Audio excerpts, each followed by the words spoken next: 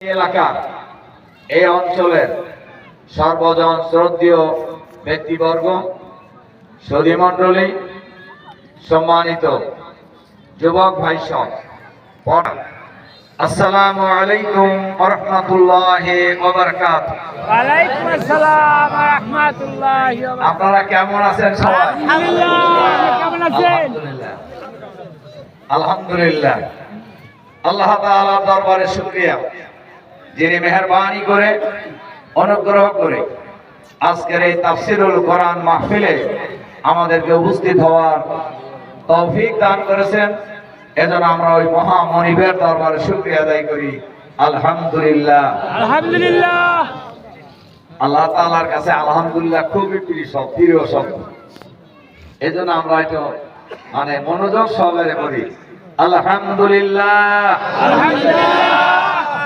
দরুদ ও সালাম আমাদের নবী ও নেতা জনাবে মুহাম্মদুর রাসূলুল্লাহ সাল্লাল্লাহু আলাইহি ওয়াসাল্লামের প্রতি।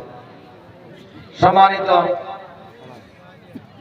সুধী মণ্ডলী, ভাই এবং বোনেরা, আমি যদি আপনাদেরকে জিজ্ঞাসা করি এই পৃথিবীর মালিক কে? আল্লাহ। আমাদের মালিক কে? আল্লাহ। বাংলাদেশের মালিক কে? আল্লাহ। এখানে আইন চলা উচিত কার? আল্লাহর। এটা বোঝার জন্য কি বেশি জ্ঞান লাগে? না। মাদ্রাসা কামিল পাস করার দরকার আছে? না। বিশ্ববিদ্যালয় অনার্স মাস্টার ডিগ্রি পাস করার দরকার আছে? না। আরো যদি আমি প্রশ্ন করি, আল্লাহর আইন ভালো না মানুষের আইন ভালো? আল্লাহর আইন ভালো। এটা বোঝার জন্য বেশি জ্ঞান লাগে না। আল্লাহ তাআলা আমাকে আপনাকে যে জ্ঞান দিয়েছেন, এই জ্ঞানটাকে একটু কাজে লাগালে আমরা বুঝতে পারি যে আল্লাহর আইন দুনিয়ার শ্রেষ্ঠ আইন। আমাদের নবী বিশ্ব নবী মুহাম্মদুর রাসূলুল্লাহ সাল্লাল্লাহু আলাইহি ওয়াসাল্লাম কে আল্লাহ তাআলা এই পৃথিবীতে পাঠিয়েছেন আল্লাহর আইন বিজয়ী করার জন্য। কোরআনের ভাষায় হুয়াল্লাযী আরসালা রাসূলাহু বিল হুদা ওয়া দীনিল হক লিইয়ুযহিরাহু আলাদ দীনি কুল্লি। তিনি সেই মহান সত্তা। কে বলতেছেন? আল্লাহ। আল্লাহ নিজেই নিজের কথা বলতেছেন। তিনি সেই মহান সত্তা যিনি বিশ্বনবী মুহাম্মদুর রাসূলুল্লাহ সাল্লাল্লাহু আলাইহি সাল্লামকে দ্বীনে হক সহকারে, কোরআন সহকারে পৃথিবীতে পাঠিয়েছেন, যাতে করে মানুষের তৈরি করা যত আইন সমাজে চালু আছে সমস্ত আইনের মূল উদ্ঘাটন করে আল্লাহর আইনকে বিজয়ী করতে পারে। তাহলে মুহাম্মদ সাল্লাল্লাহু আলাইহি ওয়াসাল্লাম কার আইন বিজয়ী করার জন্য পাঠানো হয়েছে? মুহাম্মদ সাল্লাল্লাহু আলাইহি ওয়াসাল্লামকে আমরা নবী এবং নেতা মানি। কারা কারা হাত তোলেন তো দেখি একটু। আলহামদুলিল্লাহ। আমি আপনাদের কষ্ট দিলাম, কিয়ামতের ময়দানে ওই কঠিন সময়ে এই হাতগুলি আমার আপনার জন্য সাক্ষী হয়ে দাঁড়ায় যাবে ইনশাআল্লাহ, যে তোমার এই বান্দারা তোমার নবীকে নবী বলে ঘোষণা দিয়েছেন। তাহলে আমরা যারা মানি আল্লাহর নবীকে, এই নবীর সারা জীবন লড়াই করেছেন আল্লাহর আইন চালু করার জন্য। আপনি এখন কার আইনের পক্ষে থাকবেন? আল্লাহর আইনের বাইরে যাওয়ার কি সুযোগ আছে? দরকার তো না। মুহাম্মদ সাল্লাল্লাহু আলাইহি সাল্লামের মাধ্যমে আল্লাহ তাআলা পৃথিবীতে যে আদর্শ পাঠিয়েছেন, সেই আদর্শের নাম কি? ইসলাম। সেই আদর্শের নাম হলো ইসলাম। আল্লাহ তাআলা বলছেন ইন্নাদ দীনা ইনদাল্লাহিল ইসলাম। আল্লাহর নিকট একমাত্র মনোনীত জীবন ব্যবস্থার নাম হলো ইসলাম। ইসলামের বাইরে যাওয়ার কি সুযোগ আছে? আল্লাহ তাআলা কোরআন শরীফে বলছেন আমাইয়াতাসিম বিল্লাহ ফাকাদ হুদিয়া ইলা সিরাতিল মুস্তাকিম। তোমরা ইসলামকে আঁকড়ে ধরো। আল্লাহ কি বলছেন? ইসলামকে আঁকড়ে ধরো, এটাই সঠিক রাস্তা। এটাই কি? ইসলামের বাইরে কোনো রাস্তা নাই। ইসলামের বাইরে কোনো সঠিক রাস্তা নেই। আপনি কোনটা ধরবেন?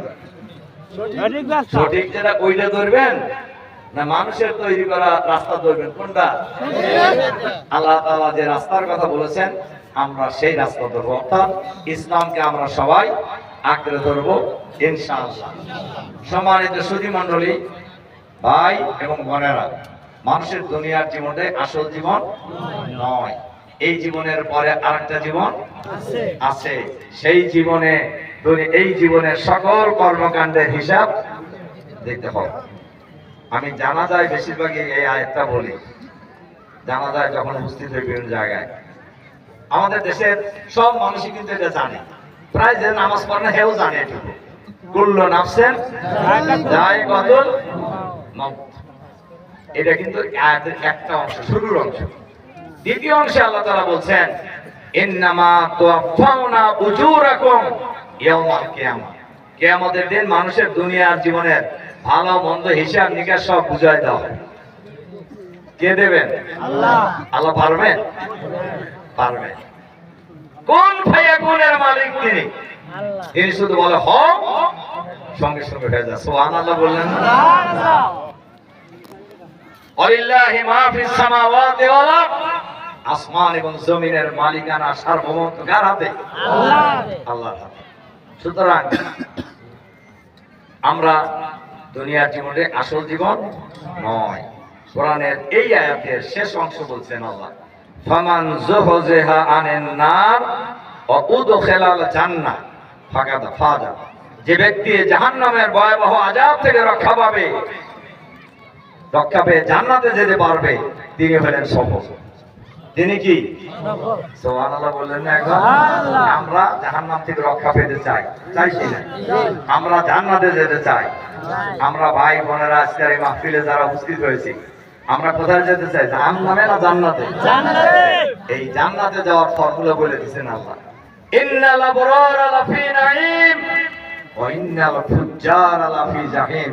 যারা দুনিয়ায় ভালো কাজ করবে তারা যাবে জান্নাতে, যারা খারাপ কাজ করবে তারা যাবে। এই ফতোয়া কে দিয়েছেন? আল্লাহ। ভালো মন্দ ঠিক করার জন্য বেশি জ্ঞান লাগে। আমি দেশে বিদেশে যেখানেই যাই, বিদেশে গেলেও আমি কিন্তু এই এক্সাম্পলটা দিই যে ভাই, চুরি করা ভালো না খারাপ? যে চোর জানা যে নামাজ পড়া ভালো না খারাপ? ভালো। ভালো। চোরকেও যদি জিজ্ঞাসা করেন যে ভাই নামাজ পড়া ভালো না খারাপ, কি বলবে? ভালো। সেও ভালোই বলবে। ভালো ভালোই।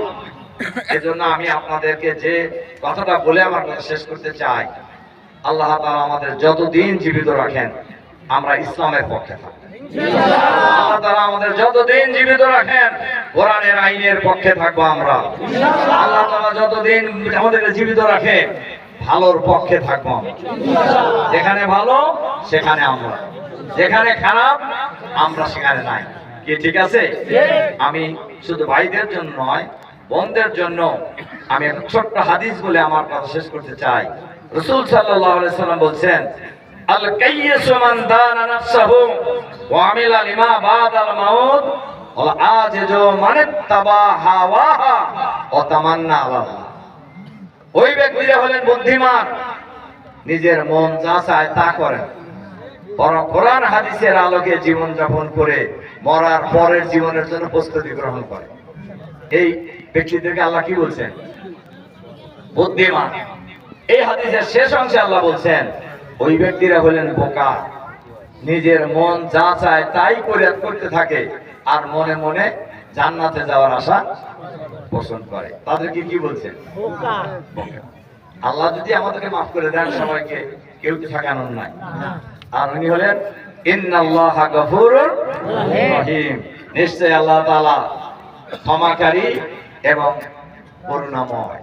কাজে আল্লাহ চাইলে ক্ষমা করে দিতে পারেন। কিন্তু কোরআনে হাদিসের বক্তব্যে বোঝা যায় ভালো কাজ যারা করবে তারা যাবে জান্নাতে, যারা খারাপ কাজ করবে তারা যাবে জাহান্নামে। আমরা কোন পক্ষে থাকবো?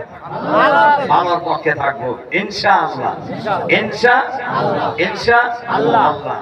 দেখেন, মানুষ যখন মরবো, মরার সময় হলে কি আপনি এক মুহূর্তের সময় পেবেন? কোরআন শরীফে আল্লাহ বলছেন, লা ইয়াস্তাতিউনা তাওসিয়াতাও ওয়ালা ইলা আহলিহিম ইয়ারজিউন। মৃত্যুর সময় যখন হয়ে যাবে তখন আপনি ওসিয়ত করার সময় পাবেন না।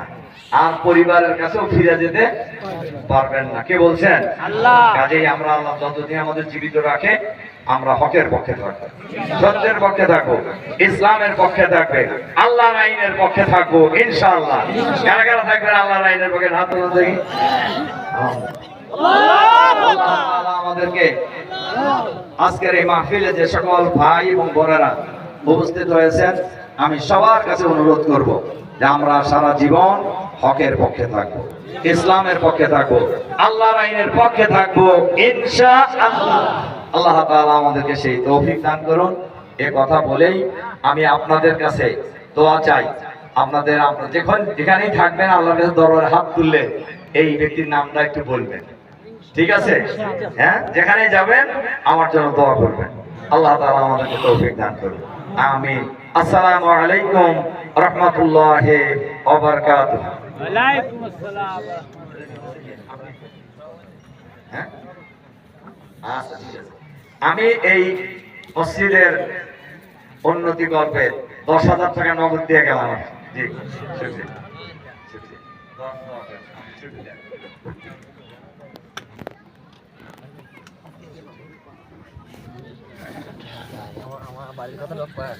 বড় মৌলানা আসুক।